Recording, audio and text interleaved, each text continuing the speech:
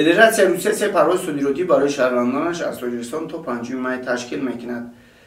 Тибқи агенти нақлиёти Федератсия Русия, яъне Федератсия Россия як қопча самолёт не ягон 5-6 самолётои худширо роҳӣ мекунад барое ки шаҳрвандоне ки дар иҷода мондан, шаҳрвандони Русияро мада назар додам. Ина недавно агар фаҳмида боше, одамое ки дар цирк омадан хостанд се чиз нишон диҳанд ва мутаассифона дар иҷо дармондан, амора ҳамаи ин шаҳрвандоро ҷамъ мекунанд ва то 5 май кӯшиш мекунанд ки инора ба ватани худ баргардонанд.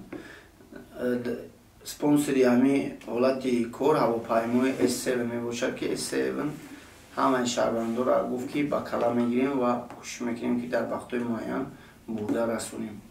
Дар деҳаи Уралский Косулина хеле ҷо фаҳмидагӣ, ҳамунҷода як ғоратгарӣ мешавад ки дар уҷа 1 миллион рублея дуздида мебаранд. Дар бораи ин вечерни ведомости хабар медиҳад. Яъне ҳолати кор чӣ деҳа супермаркета деҳада ва рост ки видеоро дидам, аз видеоро ҳозир мебинед дар иҷода. Тихо.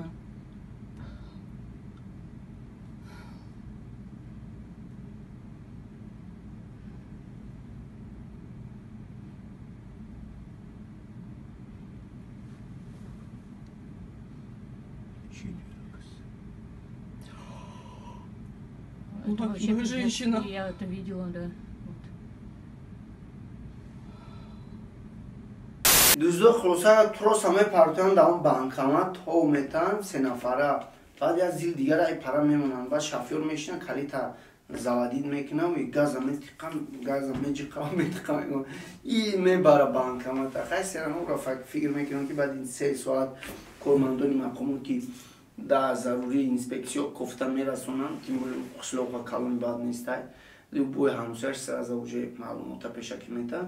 вале аз ин бармеояд ки то кадом дараҷаро одам бояд ҳамхе тупои бесавод боша ки ҳамхе корро бикуна ва плюс бо ҳамқа чизоро будизда фикр накуна ки дар дунё ҳамун банкомат бо специални локатсия аста ки датчик мета ки дар куҷои ҳамин банкомат и камера дорад. Аферисто ё ки бигем мошеннико сахарни пудрара дар баҷои наркотик гуфта дар шаҳри Камчатка, дар вилояти Камчатка ба клиентҳо фурӯхтанӣ мешавад. дар ин бора мода маълумот метаҳам кам 24.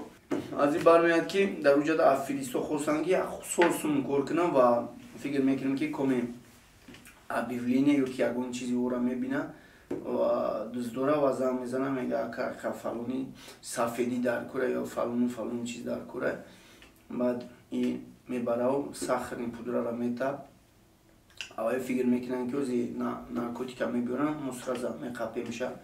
фикр мекунам ки мақомот будан коргарои мақомот ва ҳамин хекада мебинам ки сахарни пудра мутаассифона мехостам ура делаи ҷиноятӣ кунам. хай так делаи ҷиноятӣ меша, лекин зам мошенничество, яъне инам ҷурм дора, яъне мошенничество аз озодӣ маҳрум мешаванд.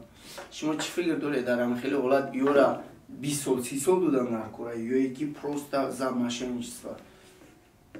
шояд ҳам пеш мисол наркотика мефурӯхтам.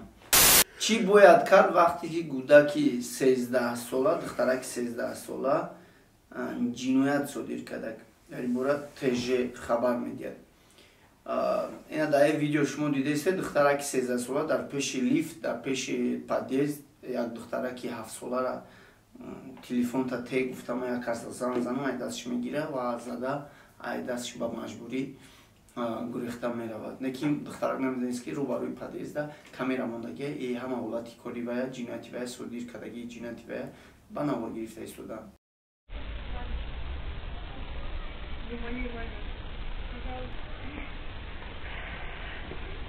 Пожалуйста.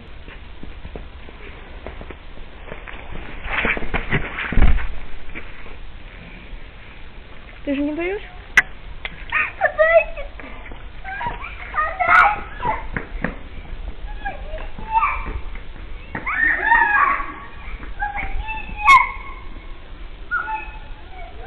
Саакашвили дар бораи планош оиди ҳукумати тозаинтихоби Украина гап зад.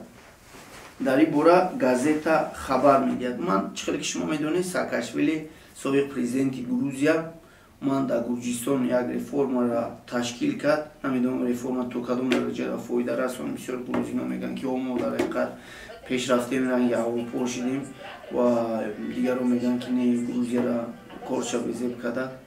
Дар Гурҷистон бошад, дар шаҳри Одесса мери ҳамун шаҳр таъин кардан. То вақте ки Порошенко хади ҷура будад, корош соз будад. Вақте Порошенко хади гапош гирехта, гапои Порошенкоро гӯш накард, ба фирма президент хост шидан.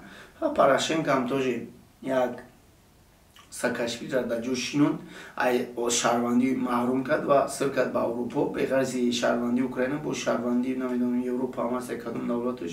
Президенти тозаинтихоби Ливия ба кори худ шурӯъ кард. Дар ин бора Лента.ру гап мезанад. Чӣ хеле ки медонем, президенти Ливия дар момент хафа мешуд баъди Муаммар Каддафи. То вақт хеле вақт буд ки бисёр одамон дар ҳуҷҷат наметонистанд рафта ва овози дар ин момент коршон ба филм хуб мешавад ва оянда филме ки дар Ливия ҷанг намешавад ва тинҷӣ ҳам намешавад.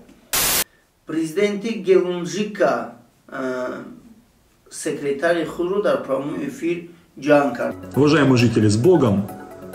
Дальше трудимся.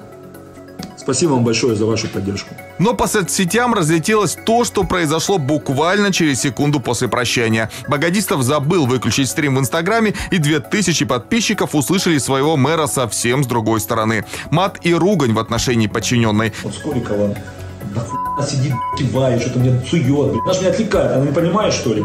Дар ин авор чӣ хеле ки шумо дидесте, Мергорда дар ҷои прямой эфир кард, баъди прямой эфир баъди баҳс кардани прямой эфир фаромӯш мекунад ки кнопкаи завиршита пахш кунад ва аз ҳамин сабаб дар фаромӯшӣ як-се кори хатогӣ шуда анами секретарша ҷамъ мекунад ва гапҳои қабеҳ мезанад ва ман фикр мекунам ки барои гап задани қабеҳ ягон хел ҷур надорад, барое ки ӯ коргарай ва фикр мекунам ки фақат мушкилиш ҳам ин ки гапҳои қабеҳ дар прямой эфир меравад ва запис мешавад ва ози дар ин момент чанд ҳазор просмотр дорад. Хулоса гап ҳамеха буд информатсияи ман. Рости гап ман дар иҷода хуб тайёрӣ надида будам аз ҳисоби кор, аз ҳисоби дигар, вале чӣ кори кардам, чӣ кори накардам ва барои шумо кардам якҷон ташаккур. Диде дар оянда мо ислоҳ мекунем, дар поён хатогира нависе, чӣ фикротон нависе ва лайк мемонем, дислайк тоже бинависе. Биҷихе тоист ҳамаш 100% мешавад.